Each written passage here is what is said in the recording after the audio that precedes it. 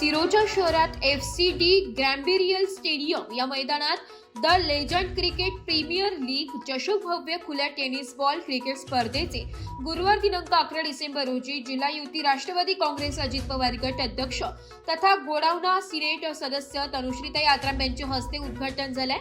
यावेळी राष्ट्रवादी काँग्रेस सिरोचा तालुका अध्यक्ष मधुकर कोल्लुरी, राष्ट्रवादी काँग्रेस महिला जिल्हा उपाध्यक्ष वेंकटल लक्ष्मी आरवेल्लीवार, राष्ट्रवादी काँग्रेस नेते बानय्या जनगाम, माजी जिल्हा परिषद सभापती जयसुधा बानय्या जनगाम, नगरसेवक जगदीश रालवंडीवार, नगरसेवक सतीश भोगे, महिला व बाल कल्याण समिती सभापती नपम पद्मा भोगे, नगरसेविका सपना तोकाला, माजी पंचायत समिती उपसभापती कृष्णमूर्ती रिकुल्ला, सिरोजा शहर अध्यक्ष रवी सुलतान, ओमप्रकाश ताटी कोंडावार, व्यंकटेश पुजारी, फाजिल पाशा, सत्यनारायण चिल कामारी, सरपंच अजय आत्राम, समय्या तोकाला, लोकमत पत्रकार नागभूषणम साकी नार पवार, राष्ट्रवादी सोशल मीडिया प्रतिनिधी तिरुपती चिट्टाला, रमेश पोट्टाला, गणेश रच्चावार उपस्थित होते।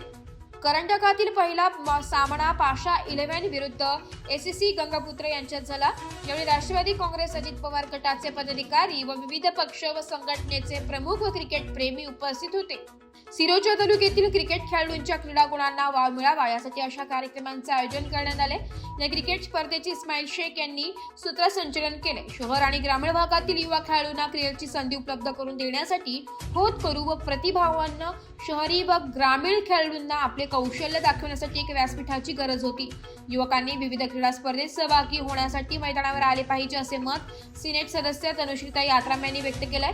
अशा स्पर्धांच्या माध्यमातून युवकांचा उत्साह वाढतो, तसेच केवळ खेळाडूच नव्हे तर संघातील पंच तसेच मैदान तयार करणारे यांच्या कौशल्यालाही वाव मिळतो।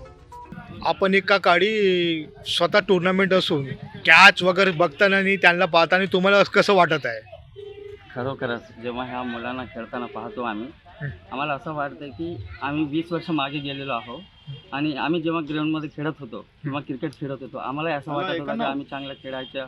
या मुलांना पाहून असं वाटतं की अच्छी गेंदबाजी चलती हुई, अभी तक कोई बाउंड्री नहीं अपने ओवर में। या मुलांना पाहून असं वाटतं की आम्ही 20 वर्ष जाऊन पुन्हा आम्हाला खेळायला संधी भेटली असती तर आम्ही असंच खेळलो असतो आणि असंही पकडणं किंवा डाय मारणे किंवा हे पाहून आम्हाला खूप गंमत वाटत आहे की आम्हाला पुन्हा खेळायला पाहिजे। मराठी न्यूजसाठी तालुका प्रतिनिधी विनोद नायडू, सिरोजा।